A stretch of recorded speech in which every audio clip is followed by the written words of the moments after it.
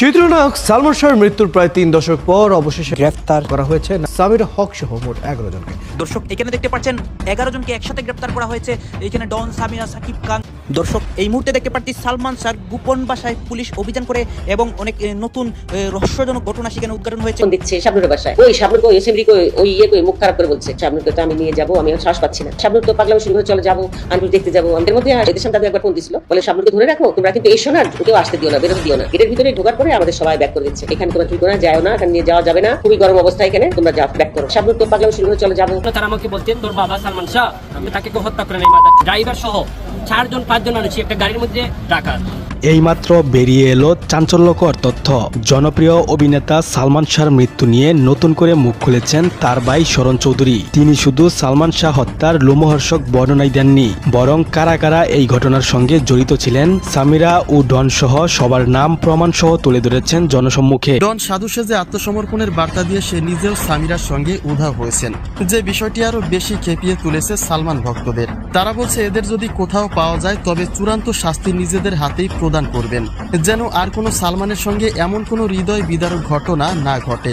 সালমান মারা যাওয়ার পর অন্য কারো ছবি চলেছে কি চলেনি সেটা বড় কথা না, বাট আমার ছবি চলেছে এটা কিন্তু আপনাকে দেখতে হবে। শাকিব খান আরো বলেন, সালমান ভাই ছিলেন আমাদের ঢালিউডের প্রাণ।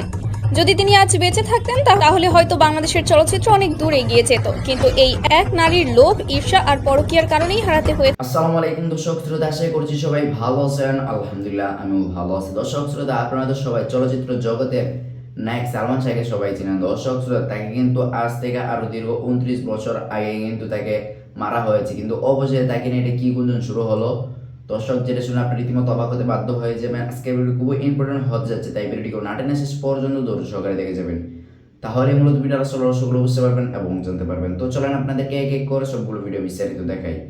তার আগে আপনাদেরকে ছোট্ট একটা রিকোয়েস্ট, যারা আমাদের এই চ্যানেলে নতুন আসছেন এখনই চ্যানেল সাবস্ক্রাইব করে পাশে থাকা বেল আইকনটা বাজিয়ে দিন, তাহলে আরো নতুন নতুন আপডেট ভিডিও দেখতে পারবেন। তো চলে। স্বামী ইশতিয়াক আহমেদকে ঘোরাঘুরি করতে দেখা গেলেও এখন তারও কোনো হদিশ নেই। তারা কে কোথায় আছেন যার কোনো নির্দিষ্ট তথ্য নেই সামিরার বাড়িতে থাকা কাজের লোকের কাছেও। ডন সাধু সেজে আত্মসমর্পণের বার্তা দিয়ে সে নিজেও সামিরার সঙ্গে উধাও হয়েছেন, যে বিষয়টি আরো বেশি খেপিয়ে তুলেছে সালমান ভক্তদের। তারা বলছে এদের যদি কোথাও পাওয়া যায় তবে চূড়ান্ত শাস্তি নিজেদের হাতেই প্রদান করবেন, যেন আর কোনো সালমানের সঙ্গে এমন কোনো হৃদয় বিদারক ঘটনা না ঘটে। দেখবো যে আর কোনো কুল কিনারা পাচ্ছে না, তখন জনগণই কিন্তু আইন নিজের হাতে। অনেকে বলছে একটা নারী আর কত পুরুষের সঙ্গ নেবে। সালমান তাই অভিযোগ রয়েছে তার এই ডনের সঙ্গে পরকীয়ার। এরপরে সালমানের বন্ধুকে বিয়ে এবং পরিশেষে একজন বয়স্ক ব্যক্তিকে বিয়ে করেও থেমে নেই সামিরা। তার চলাফেরার ধরনই বলে দেয় যে সে কতটা উগ্রপন্থী। এমনকি সর্বোপরি সেই বৃদ্ধ লোকটারও কষ্টের কারণ হতে যাচ্ছেন কিনা সামিরা, সেই প্রশ্নটাও তোলে অনেকে। অর্থাৎ সামিরা এবং ডনের এই আত্মগোপনে চলে যাওয়ায় অনেকে এমনও বলছে যে বৃদ্ধ স্বামীকে ছ্যাঁকা মেরে ডনের সঙ্গে পালিয়ে গেছেন সামিরা। অন্যদিকে সময়ের সঙ্গে চাপের মুখে পড়ছেন সালমান মামলার দায়িত্বে থাকা পুলিশ কর্মকর্তারা, কেননা এতগুলি দিন পেরিয়ে গেলেও এখন পর্যন্ত কোনো আসামিকে তারা গ্রেপ্তার করতে পারেনি। তারা বলছে উক্ত আসামিরা বারবার স্থান পরিবর্তনের ফলে উপস্থিত লোকেশনে তাদের পাওয়া যাচ্ছে না। তবে তারা আশা ব্যক্ত করেছেন খুব শীঘ্রই আসামিদের গ্রেপ্তার করতে সক্ষম হবেন। কিন্তু পুলিশের এই কথায় সন্তুষ্ট নয় সাধারণ জনতা। তারা বলছে ডন সামিরাকে কোথাও পাওয়া গেলে আইনের অপেক্ষায় আর বসে থাকবেন না তারা। প্রয়োজনে আইন নিজে হাতে তুলে নিয়ে সমাজ থেকে এই দূষিত ভাইরাসদের চির বিদায় করবেন, যেন আর কোনো সালমানের জীবনে এমন ঘটনা না ঘটে। সালমান শাহর মৃত্যু নিয়ে নতুন করে মুখ খুলেছেন তার ভাই শরণ চৌধুরী। তিনি শুধু সালমান শাহ হত্যার লোমহর্ষক বর্ণনাই দেননি, বরং কারা কারা এই ঘটনার সঙ্গে জড়িত ছিলেন সামিরা ও ডন সহ সবার নাম প্রমাণ সহ তুলে ধরেছেন জনসম্মুখে। লাইভে তিনি লোমহর্ষকভাবে বর্ণনা করেন কিভাবে ঘটনাটি ঘটানো হয়েছিল এবং কারা কারা এতে জড়িত ছিলেন। তাহলে আর দেরি না করে চলুন জেনে নেওয়া যাক আসলে কি বললেন সালমান শাহর ভাই শরণ চৌধুরী। তারা বলছিল যে সালমান শাহ যে হত্যা হয়েছে, আপনারা এটাকে কিভাবে বিশ্বাস করছেন যেটা হত্যা হয়েছে?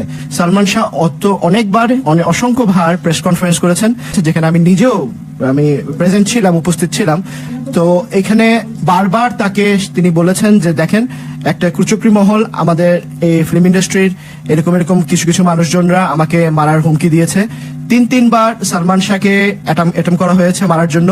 সালমান শাহকে মারা যাওয়ার 3 থেকে 4 মাস আগে সামিরার সঙ্গে আমার বাবা মা বাংলাদেশে গেছে। সামিরা, আপনি জানেন এই ঘটনাটা ঘটেছে। আমাকে গাড়ির চাবি দিয়ে সামিরা বলেছিল 5,000 টাকা দিয়ে যে ভাইয়া তুই যা, ব্যবসায় তো আছে কিছু নাই, তুই গিয়ে আনন্দ ফুর্তি কর। আমাকে গাড়ি দিছে, আমি গাড়িও নিছি, পয়সাও নিছি, বন্ধু বান্ধব নিছি, আড্ডায় বের হয়ে গেছি। যখন আমি ফেরত আসি ঘরে, পয়েন্ট টু বি নোটেড, ভাইয়া আমাকে ফোন করলো, আমার গাড়ি অ্যাক্সিডেন্ট হয়েছে সেদিন রাত্রে, এবং যখন আমি আসি এসে দেখি যে আমার ভাইয়ের গলার মধ্যে একটা দাগ ছিল। রাইট, সামিরাকে সে কি অবস্থায় বাসায় কার সাথে পেয়েছে আমি জানি না, বাট আমার ভাই যেটুকু বলেছে আমাকে, সামিরাকে সেই দিন রাত্রেই তারা ঘর থেকে বের করে দেওয়া হয়েছে। বাড়ির ভিতরে যেই ইস্কাটন প্লাজার সম্বন্ধে যেখানে সালমান শাহর মরদেহ পাওয়া গিয়েছে, সেই বাড়িতে সালমান শাহ মারা যাওয়ার আগে তিনটি জিন চালান করা হয়েছিল সালমানকে মারার জন্য। ডন, তারপরে এই যে যারা বলছেন এরা, ফারুক ভাইকে আমি অসম্ভব রেসপেক্ট করি, এবং আমার বিশ্বাস যে ফারুক ভাই অনেক একটা ভালো একজন মানুষ। তিনি যদি আজকে এই প্রোগ্রাম দেখেন, তিনি এগিয়ে আসবেন, এবং তিনি অনেক কিছুই জানেন। ডনকে আমি বিশ্বাস করি না, বাট ফারুককে আমি বিশ্বাস করি, কারণ ছোটবেলা থেকে একটা অনেস্ট বন্ধু বলতে ফারুক ছিল। হ্যাঁ, ফারুকের কাছ থেকে জিজ্ঞেস করলে অনেক কিছু পাওয়া যাবে। 6 সেপ্টেম্বরের ঘটনা যদি আমরা চিন্তা করি, 6 সেপ্টেম্বরের ঠিক 7 দিন আগে আমার ভাই সিঙ্গাপুর থেকে আসছে, তার সাথে আমার ঝগড়াঝাটি হয়েছে কিছু জিনিস নিয়ে, এই সামিরা ব্যাপার নিয়ে। এবং সামিরার বাবা মা তাদের ব্যবহার আচরণ দেখে আমার সাথে তার বনিবনা ছিল না, কারণ আমি আমার ভাইকে বলেছিলাম যে সামিরার বাসায় আমি থাকবো না। কেন থাকবো না? কারণ সামিরাদের যে চলাফেরার যে ওয়েটা ছিল আমার কাছে খুব একটা প্রেজেন্টেবল ছিল না। ফিল্ম ইন্ডাস্ট্রির অনেক মানুষেরা আছেন, সালমান শাহ কেন মারা গেল? সালমান শাহ মারা যাওয়ার পিছনে অনেক রকমের ঘটনা জড়িত আছে। ভাইয়ের সাথে আমার ব্যক্তিগত একটা সম্পর্ক ছিল। আজকের দিনে এই প্রযুক্তিতে অনেক কিছুই আছে যেটা জানা সম্ভব। 6 সেপ্টেম্বরের দিন, যেদিন এই ঘটনা ঘটে, আমরা এক বিছনা শেষ রাত্রে পর্যন্ত, যেখানে আমরা চিটাঙ্গে ছিলাম, এক বিছনায় আমি ঘুমাইছি আমার ভাইয়ের সাথে। হ্যাঁ, যদি আমার ভাই এমন কোনো কিছু যদি থাকতো সেটা আমার সাথে শেয়ার করতো। এমন কিচ্ছু ছিল না যেটা আমি জানতাম না আমার ভাইয়ের সম্বন্ধে, কারণ আমাদের বয়স 6-7 বছরের একটা গ্যাপ থাকলেও আমরা খুবই ঘনিষ্ঠ ছিলাম। তার বন্ধু বান্ধব এখনো আমার বন্ধু বান্ধব আছে, তো আমাদের মধ্যে সেই দূরত্বটা ছিল না, এমন কিছু ছিল না যে আমার ভাই আমার সাথে শেয়ার করতো না। 6 সেপ্টেম্বর যখন ঘটনা ঘটলো, আমরা যখন বাসায় ঢুকলাম, প্রথমে ঢুকে আমরা কি দেখি? সালমান শাহ একটা বেডের মধ্যে শুয়ে আছেন, হাফ প্যান্ট পরে, তার শরীরে কোনো গেঞ্জি নাই। দুইজন মানুষ, ফিল্ম ইন্ডাস্ট্রি, গেঞ্জি ছিল স্যার, ঠিক আছে। হ্যাঁ, আমার যতটুকু খেয়াল, আমি যখন গলাটা প্রথম আমি দেখছি যে গলার মধ্যে যে দাগটা এখানে ছিল, একটা তারের দাগ, একটা টেলিফোন দিয়ে ধরেন কেউ যদি ধরে, সেরকম একটা দাগ যেভাবে হওয়ার কথা ছিল সেরকম একটা দাগ ছিল। দুজন মানুষ তেল দিচ্ছিল। তো আমার প্রশ্ন হচ্ছে, প্রথম যখন আমার বাবা 10টার সময় ঘরে গেলেন, 10টা থেকে 11টা পর্যন্ত আমার বাবার সাথে আরেকজন প্রডিউসার ছিলেন। তো there was a witness that there was somebody else with him, Siddique সাহেব ছিলেন। 1 ঘন্টা পরে আসার আধা ঘন্টার মধ্যে আমরা খবর পেলাম যে সালমান শাহ আত্মহত্যা করেছেন। ঠিক না? এটাই তো বলতে চাচ্ছেন তারা। একটা মানুষ, আপনাদের কাছে, জনগণের কাছে আমার প্রশ্ন, সারা রাত অশান্তি, সবাই বলছে মায়ের কাছে শান্তি নাই, বউয়ের কাছে শান্তি নাই, দুনিয়াতে শান্তি নাই, কারো কাছে শান্তি নাই। ভালো কথা রে ভাই, কারো কাছে শান্তি নাই। একটা মানুষ যখন ঘুমায়, ঘুম থেকে উঠে কিন্তু কেউ কোনো সময় সুইসাইড করতে পারে না। তার মেন্টাল অবস্থা কোনো সময় যদি যখন আনস্টেবল থাকে, তখনই একটা মানুষ গিয়ে সুইসাইড করে। ঠিক আছে, point to be please noted. তিনি বলেছেন সারা রাত ঘুম থেকে উঠে 11টার সময় ড্রেসিং রুমে গিয়ে তারা ফোন দরজা লাগিয়ে দিয়েছে, এবং তারপরে সে গিয়ে সুইসাইড নোট লিখছেন। হ্যাঁ, যে আমি সালমান শাহ, আজকে এখন আমি মারা যেতে যাচ্ছি, আমি অমুকের ছেলে, আমি অমুক জায়গায় থাকি, এবং আমার এইটার জন্য কেউ কোনো দাবি থাকবে না। ঠিক না? What a funny thing. Okay, ভালো কথা, তিনি লিখেছেন, তিনি আত্মহত্যা করেছেন। আপনারা প্লিজ অনেকবার দেখেছেন ফ্যানের কাফলিং দেখেছেন। সালমান শাহর ওয়েট কত ছিল? সালমান শাহর ওয়েট ছিল 14 স্টোন। একটা 14 স্টোনের একটা মানুষকে যদি আপনি ফ্যানের মধ্যে লাগান, সিলিং ফ্যানের মধ্যে যদি লাগান, সিলিং ফ্যানের প্লাস্টিকের কাফলিংটা পর্যন্ত ভাইয়া ভাঙে নাই। একটা সিলিং ফ্যানের প্লাস্টিকটা পর্যন্ত ভাঙে নাই। আচ্ছা ঠিক আছে, ভালো কথা, ফ্যানটাও ভাঙলো না, ব্লেডও বাঁকা হইলো না। আচ্ছা, মানুষটাকে তোমরা যখন দড়ি কাটা যখন দিছো, তো 14 স্টোনের একটা মানুষ, মাথা তো পড়বে, মাথা পড়লে হয়তো মাথার মধ্যে দাগ থাকবে, মুখের মধ্যে অনেক রকমের আলামত থাকে। একটা সুইসাইডের কেসের মধ্যে চোখ উল্টিয়ে যেতে হবে। বাংলা সিনেমার যুবরাজ সালমান শাহ ভাই ছিলেন বাংলা সিনেমার গর্ব, বাংলাদেশের গর্ব। আর আমি গর্বিত কারণ তিনি ছিলেন আমাদের সিলেটের সন্তান। বর্তমানে বাংলাদেশ মিডিয়ায় কাজ করছে কিংবা কাজ করবে, যার অনেকেই অনুসরণ করে সালমান শাহ ভাইকে। সালমান শাহ ভাইয়ের বিশ্বের যত দেশে যত ভক্ত আছে, সবারই একটাই দাবি, অতিলম্বে আত্মহত্যার অপবাদ থেকে ওনাকে মুক্ত করে ওনার হত্যার সুষ্ঠু বিচার করা হোক। প্রয়াত অভিনেতা, বাংলা সিনেমার যুবরাজ সালমান শাহ ভাই ছিলেন বাংলা সিনেমার গর্ব, বাংলাদেশের গর্ব। আর আমি গর্বিত কারণ তিনি ছিলেন আমাদের সিলেটের সন্তান। আমার খুব মনে পড়ে আমি যখন অনেক ছোট, সিনেমার গল্প সিনেমাটিক ওইভাবে বুঝতাম না, তখন থেকেই ওনাকে অনুসরণ করে সিনেমায় কাজ করার নিজের ভিতরে একটা স্বপ্ন ইচ্ছে লালিত হয়। এটা শুধু আমার না, বর্তমানে বাংলাদেশ মিডিয়ায় কাজ করছে কিংবা কাজ করবে যার অনেকেই অনুসরণ করে সালমান শাহ ভাইকে। আমি অনেক সময় চলে যাওয়ার পর একটা সময় যখন বুঝতে শিখলাম, তখনই আসলে ঘর থেকে বেরিয়ে পড়লাম মিডিয়ায় কাজ করার জন্য, সালমান শাহ ভাইয়ের মতো একজন হওয়ার জন্য। বাট দুঃখের বিষয়, হয়তো আমাদের মিডিয়ার সিচুয়েশনের জন্য কোনো না কোনো কারণে আমি আর শেষ পর্যন্ত আমার মিডিয়া ক্যারিয়ারটাকে দীর্ঘায়ু করতে পারিনি। যাই হোক, আজকে আমি যেই বিষয়টা নিয়ে কথা বলার জন্য এই ভিডিওটা তৈরি করছি তার প্রধান কারণ হচ্ছে সালমান শাহ ভাইয়ের হত্যার বিচার।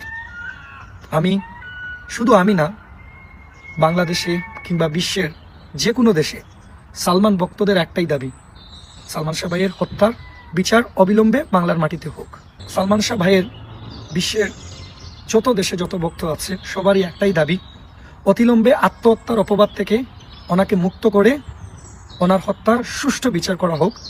যারা এই হত্যার সাথে জড়িত তাদের প্রত্যেককে আইনের আওতায় এনে আইনের সর্বোচ্চ কঠিন শাস্তির দাবি করছি। প্রয়াত অভিনেতা, বাংলা সিনেমার যুবরাজ সালমান শাহ ভাই ছিলেন বাংলা সিনেমার গর্ব, বাংলাদেশের গর্ব। আর আমি গর্বিত কারণ তিনি ছিলেন আমাদের সিলেটের সন্তান।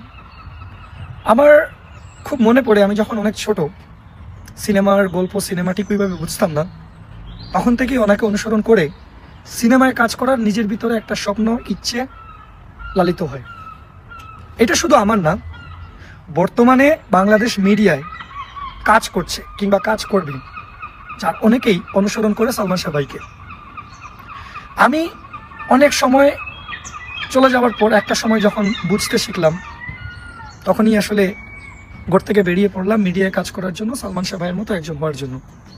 বাট দুঃখের বিষয়, হয়তো আমাদের মিডিয়ার সিচুয়েশনের জন্য কোনো না কোনো কারণে আমি আর শেষ পর্যন্ত আমার মিডিয়া ক্যারিয়ারটাকে দীর্ঘায়ু করতে পারিনি। যাই হোক, আজকে আমি যেই বিষয়টা নিয়ে কথা বলার জন্য এই ভিডিওটা তৈরি করছি তার প্রধান কারণ হচ্ছে সালমান শাহ ভাইয়ের হত্যার বিচার। শুধু আমি না, বাংলাদেশে খুনের মামলা হয়ে গেছে। এখন ঘটনা হচ্ছে কি, আপনি যদি পাপ কইরা থাকেন ভাই, পাপের থেকে আপনি নিস্তার মাইরা ফেলানো হয়েছে, এটাই কিন্তু কথা হইতেছে। কিন্তু এই মহিলাটার দরকার, এই মহিলাটার জিজ্ঞাসাবাদ করা দরকার যে এই মহিলাটা কেন এই কথাটা বলতেছে। নাই, আল্লাহ তো আপনার হায়াত দিয়া রাখছে, আপনি জোর করে একটা মানুষের মাইরা ফেলাইছেন, এটা তো ঠিক না ভাই। হ্যাঁ, তো আল্লাহ তো এটা ধরে ধরে ধরে না, ধরলেও ছাড়বো না। গলায় অনেকটা ক্ষত চিহ্ন থাকবে, এগুলো কিছুই ছিল না। এটা তো একটা ফাঁসি দিলে জিবলা বাইর হয় কিনা এটাও জানি না ভাই। আমরা নিউজে দেখতেছি, তারপরে নিউজে দেখতেছেন, ওই প্রশ্নটা উত্তরটা কিভাবে দিব, হয়তো হইতে পারে এরকম কোন হইতে পারে। তারপর একটা নিউজ আছে যে যেদিন সালমান শাহ মারা, এখন তো খুন বলবো, খুন হয়, তার লাশ মেঝেতে পড়েছিল। সামিরা পাশের ফ্ল্যাটে গিয়ে যে রুবির কথা বললেন, লাইভ এসেছে, রুবির সাথে গল্প করছিল, হাজবেন্ড কিন্তু এখানে তার লাশটা পড়ে আছে আরেক ফ্ল্যাটে। আচ্ছা, ওই মহিলাটা যে কইলো, ওই মহিলাটারে নিয়া আমেরিকা চলে গেছে না, ওই মহিলাটার তো জিজ্ঞাসাবাদ করা দরকার। হ্যাঁ, ওই মহিলা অভিযোগ করছিল যে সালমান শাহ হয় নাই, যখন খুন হয়ে পড়েছিল মেঝেতে, তখন তার স্ত্রী তার লাশটা রেখে পাশের ফ্ল্যাটে গিয়ে রুবির সাথে গল্প করছিল, যে রুবি লাইভ আসছিল। সালমান শাহ মইরা গেছে, তার বউ কান্দাকাটি না কইরা গিয়া পাশের ফ্ল্যাটে গিয়ে গল্প করছে, লাশটা পড়ে রইছে। তো এটা কোনো কথা ভাই? এটা আপনার এই সভ্য দেশে সভ্য মানুষকে এই কাজ করতে পারে? আমার ধরেন আমার ওয়াইফই মারা গেল, আমি কান্দাকাটি করে অন্তত পক্ষে ওয়াইফটার পাশে তো চেকটা নিয়ে পয়সা থাকবো, এটাই তো নিয়ম। আর স্বামী মরে গেলে ওয়াইফ অন্তত পক্ষে একটু কাছে তো থাকবো, কান্দাকাটি করে কাছে তো থাকবে, এইটাই তো। তার কি গল্প করার মুড থাকবে? এটা আমি জানি না ভাই, গল্প করছে কিনা, এটা আপনি বললেন, আমি সেটা বললাম ভাই। এখন মনে করেন কতটা সত্য কতটা মিথ্যা একমাত্র আল্লাহই ভালো জানে, আল্লাহই ভালো জানে। বললাম না, পাপ বাপেরও ছাড়বে না। যেহেতু 29 বছর পরে এটা খুনের মামলা হয়েছে, এটা জাগ্রত হয়েছে, জাগ্রত করছে, তার মা জাগ্রত করছে, তো এইটার একটা সুরাহা হয়ে যাইব, হয়তো এই আমলে হয়ে যেতে পারে। আরেকটা নিউজ আপনিও দেখেছেন হয়তো, যে আজিজ মোহাম্মদ ভাইয়ের নাম আসতেছে, আমাদের আরেকজন সদস্য নাম শহীদ চৌধুরী, তার খুনের ব্যাপারেও আজিজ মোহাম্মদ ভাইয়ের নাম এসেছিল। এখন সালমান শাহ ব্যাপারেও আগে থেকে তার মা বসে আসছিল, যে বলে আসছিল বারবার যে স্বামীদের সাথে আজিজ। আপনারা ভিডিও দেখতে দেখতে ভিডিও শেষ পর্যন্ত চলে আসেন, অবশ্যই আপনাদের মতামত কমেন্ট বক্সে জানাতে ভুলবেন না। আর নতুন নতুন আপডেট ভিডিও পেতে অবশ্যই আমাদের চ্যানেল এখন সাবস্ক্রাইব করে দিন। তো আপনাদের সাথে আবার দেখা হচ্ছে পরবর্তী এক ভিডিওতে।